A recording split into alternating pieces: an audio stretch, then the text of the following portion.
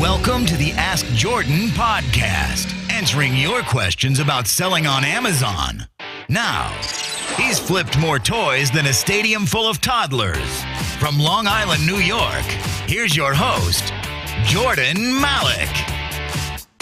Hey there, listeners. This is Jordan Malik. You're listening to the Ask Jordan podcast. This is our 24th episode.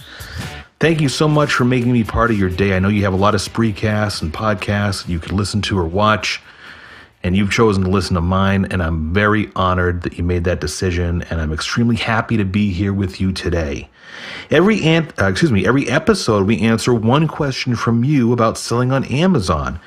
If you miss any of our other podcasts, go to askjordan.net, where you'll be able to instantly listen or download them or see them on iTunes. If you hear me mention a web address or what's called a URL today in this podcast, and you're unsure what I said, just go to askjordan.net. We're going to start inserting the URLs or the web addresses next to the details on each episode. So go to askjordan.net. For instance, today, scroll down to the episode 24, and you'll see the links that we mentioned. You can click on them if you want more information. Now, did you know that you can get 7 of my best-selling ebooks 100% free if your question is answered on this podcast? So at the end of this podcast, just a few minutes from now, I'll tell you exactly how you can do that. Today's question is from James. Go ahead, James. Hey, Jordan. This is James from Connecticut. Just found the podcast, and I love it. I did have a question for you, though, about online selling. You mentioned it in one of your earlier podcasts about sourcing items online. So what strategies do you use for that, and how does it affect your overall margin compared to sourcing it locally? Thanks. James, that's one of my favorite topics, and I'm very glad you asked that. James is talking about online sourcing. So many of us Amazon sellers find products online at other major and minor online retailers that we buy, have shipped to our house or shipped to a warehouse, and then resold on Amazon through Amazon's FBA program. So an example is James goes on Walmart.com's clearance section, finds a Fisher Price light up charm, a toad-shaped charm or something, and sees that it's priced in Walmart for $2.99. Then he goes to Amazon and he sees that it's priced at $12.99. So he buys 5 of them from Walmart, has them shipped to his house, and he resells them on Amazon and makes a profit of, $3 or $4 a piece. That's a very basic example. The reason why I like online sourcing so much is that anybody can do it. The reason I dislike sometimes online sourcing, I don't dislike it, but I have it's a business challenge for me, is because anybody can do it, right?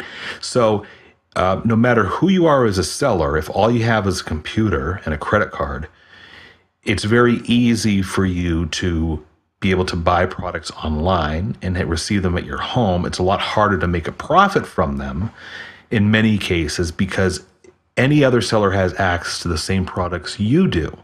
However, when you're doing it correctly, and I'll get into that in a minute. When you're doing it correctly, you can just continue getting a steady stream of products to your house and selling them on Amazon and making a 50%, 100%, 125, 150% or higher ROI. So, James, the first thing I want to do and give all you listeners is a link to a lot of free information and some profit proof on how I make money from the products I purchase online to resell on Amazon. Go to jordanmalik.com/OSA, jordanmalik.com/OSA. And again, that link will be at the askjordan.net podcast page. Just go to askjordan.net and scroll down and go to the 24th episode link. So the barriers, what I call barriers to entry, James, for the competition are very low, right?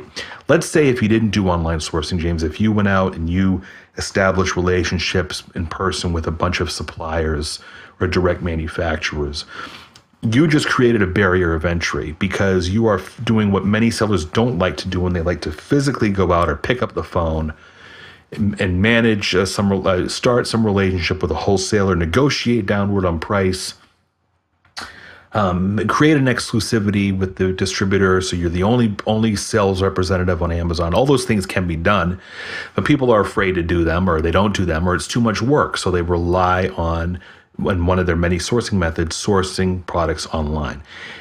You'll generally get higher profits when you go the untraveled by comparison route. If everybody is doing online sourcing of products, buying products from stores online, having them shipped to your home, reselling them on Amazon for a profit. If everybody's doing that, the competition goes up, seller prices are pushed down, your margins are squeezed.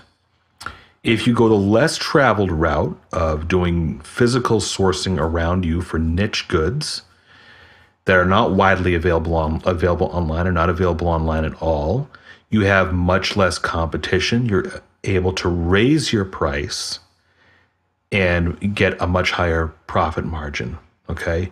So online sourcing is easy to do, a little bit harder to make profit. Sourcing products on your own physically, going into a retail store, calling or visiting a distributor or a warehouse, creating your own product bundles, making big purchases for higher end items is harder to do, but it's less competition, and thus it's easier for you to make a higher profit margin. I've talked about this in other podcasts. The days of Amazon.com, what I call Amazon.com selling 1.0, is the days 2, 3, 4 years ago, James, or you or I could just walk out of our house or sit down in front of our computer and be able to find products very easily that will sell for 3, 4, 5 times what we paid for them very quickly on Amazon.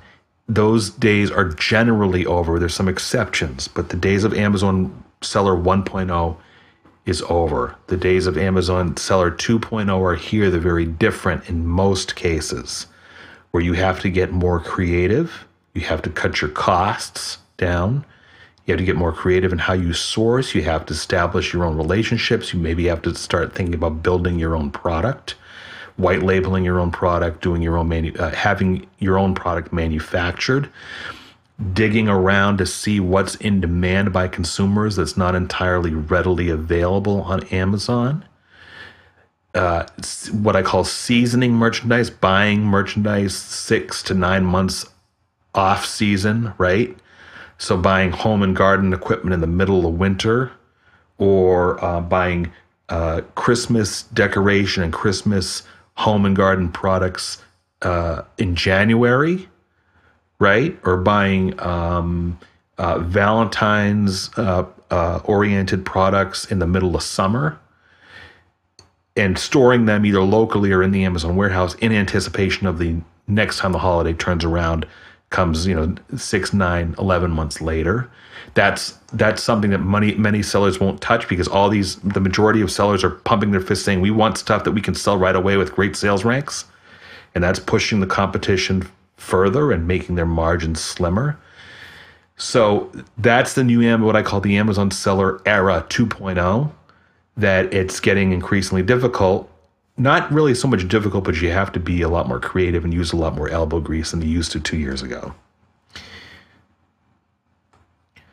Now, there is still plenty of opportunity, James, for sourcing products online. And if you go to jordanmalik.com/OSA, jordanmalik.com/OSA, there's a free kind of colorful graph that I put together to explain why online sourcing has its perks. And there is a link to a video training series that goes in depth in terms of winning at online sourcing. So now if you want to be a winner at online sourcing, you have to maximize the tools and the incentives that are available to you that you wouldn't have thought of before. So let me give an example. Toys R Us has a rewards program that many people ignore. If you're constantly sourcing from Toys R Us, whether it's locally or online, you build up those rewards points. Those rewards points help you by giving you discounts on further purchases. And if it's part of your overall strategy, you can be significantly profiting with a significantly higher profit margin versus your competition, who's ignored the Toys R Us rewards program. The Toys R Us rewards program is free, right? If your timing is better, if you're a guy that likes to sit at his computer for 8 hours scouring for deals, there are tools that make that a lot more efficient, where you can bring that 8 hours down to 2 hours, either through online tools or hiring a virtual assistant, where you can then focus on other prospects or sourcing other items while your tools and your inexpensive outsourced virtual assistant does the online sourcing for you.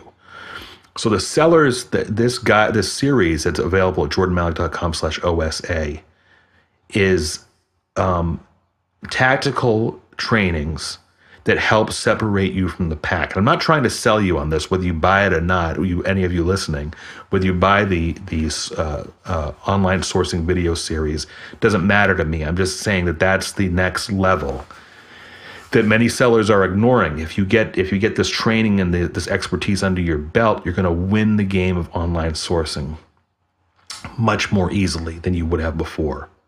So there's still a ton of opportunity, James, in online sourcing. Generally, the profit margins tend to be slimmer versus other avenues of online sourcing, right? If we go to the extreme opposite and say garage sales, which I talked about recently at jordanmalik.com/garage, we talk about sourcing from garage sales where you literally could spend $1 to $5 per item that you buy at a garage sale and sell it for $35, $55, $100. That's an extremely high profit margin. Many sellers shy away from that method because it requires that they get their hands dirty, and it's a very disorganized landscape in front of you, right? It's not as simple as walking into a store or going online and doing a few mouse clicks or just grabbing something off the shelf and buying it or scanning it first to see if it'll sell for a profit and then buying it. Garage sales are messier. Many sellers won't touch that. Well, that's great because the sellers like myself who don't mind getting their hands dirty will profit from it. But there's a lot still in online sourcing for you to win. The rules of the game have changed. So go ahead, James, go to jordanmalik.com/OSA and a boatload of information there. See some profit proof of what I've done. And if you want to, there's a link to the online sourcing video training that you can, for a very small fee, and I back up your purchase for a full year on that, no questions asked. So, James, I really liked your question. Thank you so much. James gets 7 of my best-selling ebooks about selling on Amazon and eBay. They're worth well over $75 total. James, you can contact me at askjordan.net. Just click on the little envelope icon near the upper right-hand corner under the words Contact Me. Send me an email so I know where to send the ebooks to. If you, the listener, have a question about selling on Amazon that you'd like answered, please go to askjordan.net or call 516-619-online. That's 516-619-6654. If I pick your question to answer, you'll get 7 of my best-selling ebooks. Their total price for everyone else is over $75, and you get to hear your voice on my podcast. Hey, thanks so much for listening to the Ask Jordan podcast. We'll see you again in our next episode.